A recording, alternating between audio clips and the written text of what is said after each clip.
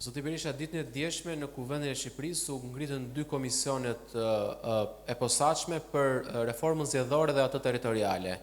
Nga artikulimi publik që është bërë nga mazhoranca, ka deri tani 2 kërkesa, mund të themi, apo 2 mendime sa i takon këtyre reformave. Uljen e numrit bashkive dhe uljen e numrit të deputetëve, nga ishte 40 në 101. A jeni ju i gatshëm që të ulenin në tryez me Edi Ramën për ndryshimet e kushtetutës? Tani,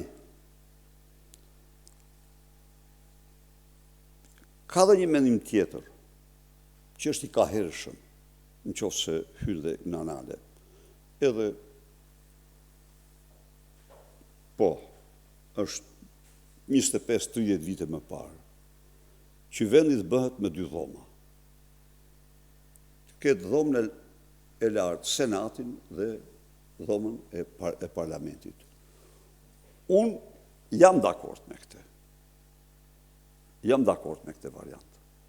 Sepse sa do pak, po në qoftë se ndërton senatin, jo si një institucion blokues, se me blokim shteti nuk bëhet, nuk ndërtohet, por si një institucion frenues, të themi një farë mënyre, atëherë i bën një të mirë vendit, ku një mazhorancë, pra, senati është i dobishëm. Shumë vende e kanë, ka të tjera që nuk e kanë. Shqipëria, në rast se ngren një senat, vendos të ketë senat, atër pa diskutim që do të paksoj numrin e deputetëve. Kjo për këtë. Për bashkit jo, nuk jemi për zvoglim e numrit. Më shumë, më pak? Jo, unë them tjenë më shumë, por, ne kemi vu një kusht që është pranuar.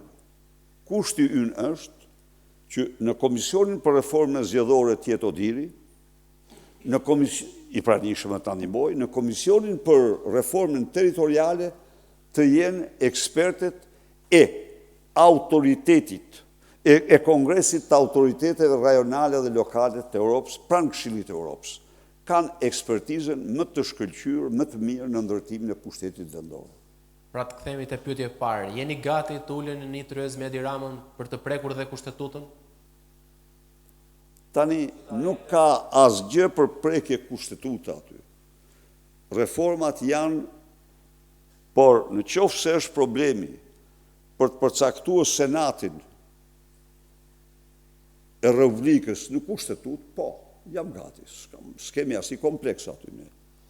Sepse besojmë që është një institucion i dobishëm dhe jo duke rënduar buxhetin e takspaguesve, por duke zvogluar numrin e deputetëve.